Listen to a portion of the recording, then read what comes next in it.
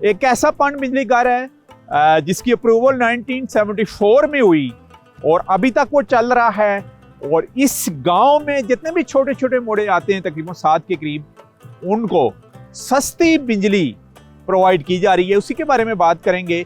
हमारे साथ इस प्रोजेक्ट के इंजीनियर मौजूद हैं, जिन्होंने 2014 में इसको टेक ओवर किया है। सरहद रूरल सपोर्ट प्रोग्राम्स के तहत उस इदारे ने इसको टेक ओवर किया है और इसमें जिद्दत भी लेके आए और लोगों को सस्ती बिजली की फराहमी बगैर किसी लोड शेडिंग के यहाँ पर जारी है। उसी के बारे में बात करेंगे। फैज मोहम्मद खान साहब इंजीनियर इस प्रोजेक्ट के, वो हमारे साथ। कितने मेगावाट बिजली पैदा हो रही है? 560 किलोवाट की बिजली प्रोडक्शन हो रही है और ये तकरीबन 7 गाँव को बिजली बगैर किसी लोड शेडिंग किए वो जा रही है।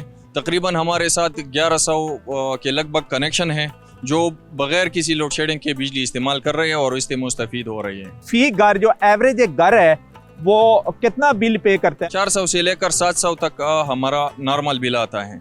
और इसमें मसलन इसकी पावर कितनी होती है? 200 से लेकर 220 तक हमारा वोल्टेज होता है। जो घराने के ट्रांसफार्मर से बहुत दूर होते हैं तो वो वहाँ पे भी 200 वोल्टेज हमारी जाती है। तो वो बिल्कुल एसी अगर आप चलाए, कोई हीटर चलाए, कोई और ऐसे इलेक्ट्रॉनिक चीज़ चलाए, वो बिल्कुल आसानी से बगैर किसी स्टेबलाइजर के चलाता है। इकबाल खान साहब हैं जी हमारे साथ, यहाँ की बड़ी मशहूर शख्सियत हैं इसी इलाके की, उनसे बात करेंगे। सबसे पहले इस इलाके का तारुफ करवाइएगा और इस पन बिजली की हिस्ट्री के बारे में हमें बताइएगा।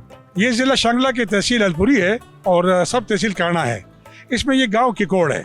इसकी 1974 में यहाँ अर्थक्वेक आया था जिसमें डिस्ट्रिक्ट कोस्तान भी था। कोस्तान ज़्यादा इफेक्ट हुआ था। तो उस टाइम जुल्फ़िकार अली भुट्टो साहब प्राइम मिनिस्टर थे और सेनेटर शेर मोहम्मद खान साहब सेनेटर थे। तो वो उनको लेके आए थे अलपुरी में, और जब अलपुरी में लाए थे तो वहाँ बहुत सारे काफ़ी सारे प्रोजेक्ट्स उन्होंने और भी अप्रूव कराए थे, जिसमें एक ये प्रोजेक्ट था।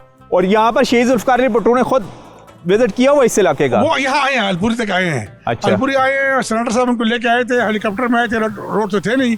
तो उस ज़माने में ये सेनेटर साहब ने, जुल्फ़िकार अली भुट्टो साहब ने सेनेटर साहब के कहने पे 2 पावर हाउस अप्रूव करवाए थे। एक यहाँ पर हमारा वाला और एक बिशाम में। तो बिशाम वाला तो फ्लड में वो ख़त्म हो गया और हमारा वाला अभी तक इंटैक्ट है, वो चल रहा है। ये जुल्फ़िकार अली भुट्टो साहब के ज़माने में एनसी ने बनाया था और ये काफ़ी अर्सा एनसी ने चलाया उसको। फिर 2014 में एसआरएसपी ने इसको टेक ओवर किया। अब वो ही उसके सारा लुक आफ्टर करती है, मेंटेनेंस भी करती है, रेवेन्यू भी वो इकट्ठा करती है और सैलरीज वगैरह भी वो देती है। ये सक्सेसफुल स्टोरी थी जी कि शहीद जुल्फ़िकार अली भुट्टो ने 1974 में यहाँ का विजिट किया। कि जैसे कि इनके बकौल के यहाँ पर अर्थक्वेक उस वक्त आया था और सदर मकाम जो शांगला का अभी अलपुरी, वहाँ पर आए और यहाँ से ही जिनका तल्लुक था उस वक्त के सेनेटर थे, उनकी हुकूमत का हिस्सा थे, उन्होंने ये प्रोजेक्ट अप्रूव करवाया और अभी तक ये चल रहा है।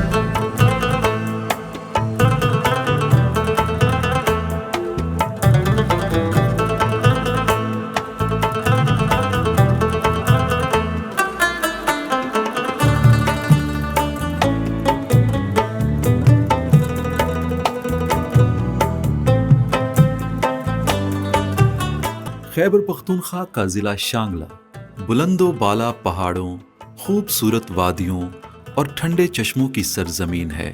इंतज़ामी तौर पर ज़िला शांगला 4 तहसीलों अलपुरी, पुरान, चिकेसर और मशहूर सयाहती मकाम बशाम पर मुश्तमिल है। बशाम का बाज़ार शांगला का सबसे बड़ा तिजारती मरकज़ और 3 अजला का जंक्शन है। बशाम कराकरम हाईवे, न्यू सी पैक रोड और तोरघर को जाने वाली शाहराह के संगम पर वाक़े है। बशाम के बाजार में सयाहों के लिए तमाम अशिया ज़रूरियात दस्तयाब हैं। 90 की दहाई तक ये बाजार 24 घंटे खुला रहता था क्योंकि उस वक्त ये फ्री कस्टम जोन था। बशाम से एक रास्ता लोअर पॉल्स, कोहिस्तान से होते हुए गिलगित बल्तिस्तान और खुंजराब की तरफ, जबकि दूसरा रास्ता हज़ारा डिवीज़न की तरफ जाता है। यही वजह है कि इन इलाकों को जाने वाले मुल्की व गैर मुल्की सयाहों के लिए बशाम एक अहम सयाहती मकाम है। जी, इस वक्त मैं जंक्शन पॉइंट पर हूँ, तकरीबन 3 डिस्ट्रिक्ट का, यानी सामने मेरे डिस्ट्रिक्ट बटग्राम, इस हाथ पर कोलई पैलेस जिसको कोहिस्तान कहा जाता था, इसके 3 डिस्ट्रिक्ट बन चुके हैं और यहाँ से हदूद स्टार्ट हो रही है डिस्ट्रिक्ट शांगला की तहसील बशाम को, जिसको हम एक्सप्लोर कर रहे हैं। और इसी तहसील के तहसीलदार हमारे साथ हैं, उनसे हम बात करेंगे। हुसैन अली शाह साहब बताइएगा, आप तहसीलदार हैं इस तहसील बेशाम के, इसका रकबा कितना है, कहाँ से लेके कहाँ तक है, इसमें एजुकेशन के इदारे कौन कौन से हैं और हेल्थ फैसिलिटीज़ क्या है? शांत 5 जून कौंसल पर मुश्तमिल है जो दंदे से शुरू होकर कोस्तान की हदूद तक है। इसमें इसकी आबादी तकरीबन 1,18,000 अफराद पर मुश्तमिल है जी। इसमें कुल 141 स्कूल प्राइवेट और गवर्नमेंट स्कूल है जी। इसमें डिस्पेंसरी भी है और एक बड़ा हॉस्पिटल है बिशाम में। जब हम बात करते हैं सयाहत की तो जाहिर है बेशुमार टूरिस्ट इसी हज़ारा एक्सप्रेस वे और शाहराह कराक्रम से होते हुए गिलगित बल्तिस्तान तक सफ़र करते हैं। क्या कुछ फैसिलिटीज़ अवेलेबल है टूरिस्ट के लिए? कौन कौन से मकामात यहाँ तहसील पेशाम में स्टे करके वो देख सकते हैं और उनको मैसेज क्या देंगे आप? जब वहाँ से लोग आते हैं तो यहाँ पर स्टे करते हैं, तो यहाँ पर स्टे करके तो सुबह यहाँ से निकल कर गिलगित वगैरह जाते हैं। जब गिलगित से आते हैं तो यहाँ पर स्टे करते हैं।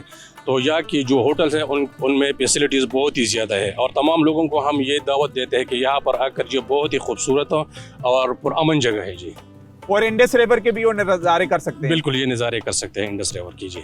यहाँ सी पैक के थ्रू आप सवात में भी बेशाम के मकाम से दाखिल हो सकते हैं और शांगला टॉप से आप ख्वाजा किला से होते हुए कलाम की तरफ जा सकते हैं, गबीन जब्बा की तरफ जा सकते हैं और मालम जब्बा की तरफ भी जा सकते हैं। हुजरे में मौजूद हैं थ्रू आउट, जैसे सकाफत है और अच्छी रवायतों में से एक अच्छी रवायत खैबर पख्तूनख्वा की बड़ी बेल्ट की ये है कि यहाँ पर हुजरे अभी भी आबाद हैं और हुजरे पुर रौनक हैं और हुजरे में ही हमारे लिए देसी खानों को सजाया गया है। यहाँ पर अच्छा खासा एहतमाम किया गया है एक सदात फैमिली की तरफ से, उनके हम शुक्रगुजार हैं। सर्दियों का मौसम है और बुलंदो बाला पहाड़ों के दरमियान में मौजूद हैं और सबसे स्टार्ट में तो हमारे लिए आई है आज देसी यखनी, यानी ये यखनी है जिसको सूप भी आप कह सकते हैं और देसी मुर्गी की, और उसी का ही हम टेस्ट करते हैं सबसे पहले जी यखनी से। और इसके अलावा और भी बहुत सी यहाँ पर जो सकाफती इनकी डिशेज हैं अपनी इस इलाके की वो तैयार की गई हैं माशाल्लाह। देसी मसाले भी इसमें इस्तेमाल किए गए हैं। अच्छा शाह साहब बताइएगा जी, और कौन कौन से देसी खाने आपने तैयार किए हैं हमारे लिए जी? ये हमें नजर आ रहा है ये दही है जी जी। अच्छा जी, ये चावल तैयार किया है जी। अच्छा ये चावल कौन सा है? ये यहाँ इन्हीं खेतों में पैदा बिल्कुल होता है यहीं के शांगला लोग, के? बिल्कुल शांगला के देसी चावल यहाँ ठीक पे जो है। पैदावार शांगला के ऊपर इधर ही है जी। और इसके बारे में बताइएगा, ये हमें इसमें चिकन भी नजर आ रहा है। चिकन भी यहाँ बिल्कुल देसी। इस डिश का नाम क्या आपने ये रखा हुआ है? आपके लिए ये देसी मुर्गी का फ्राई करके बनाया है। अच्छा फ्राई करके हाँ, बनाया है। और बिल्कुल जी। इसमें चिप्स भी नजर आ रहे चिप्स, हैं। आलू चिप्स भी नजर है, वो साथ में गोश्त है। गोश्त हो गया। हाँ। अच्छा ये गोश्त हाँ। माशाल्लाह। मटन? बस ये बीफ है। बीफ है। अच्छा हाँ। ठीक है। बीफ यानी इन पहाड़ी बेल्ट में ज्यादा खाया बहुत जाता है। ज्यादा, बहुत इसकी ज्यादा वजह इस्तेमाल। क्या है जी? बस यहाँ मतलब लोग ज्यादातर बीफ का इस्तेमाल करते हैं और बड़े शौक से करते हैं। शौक से करते हाँ। हैं। और ये हमारे जब से हम एक्सप्लोर करने आए हुए हैं इन खूबसूरत वादियों में तो दो मुनफरिद डिशें हमें नजर आई हैं कि यहाँ पर चिकन को भी रोस्ट किया गया और बीफ को भी रोस्ट करके हमारे आगे रखा गया देसी है। घी भी है। और देसी घी तो सौगात है जी पहाड़ी इलाकों की, और इसीलिए तो इनकी सेहत भी अच्छी है कि ज़्यादातर देसी घी ही खाते हैं। उसके बाद ये पहाड़ियाँ चढ़ रहे होते हैं और पहाड़ियों से न सिर्फ ये मेहनत करते हैं बल्कि वहाँ से जो पहाड़ों के ऊपर से आप दरख्तों में कमी भी नहीं आ रही है ना जोर आपको, वो भी टिम्बर माफिया और इसी घी का असर लग रहा है हमें, है जी? बिल्कुल ऐसा ही है। ऐसा ही है। तो और आपके लिए देसी कद्दू भी है। देसी कद्दू भी बनाया है। हाँ, देसी कद्दू है ये ये। वाला, ये ये देसी कद्दू जी। देसी कद्दू भी बनाया है।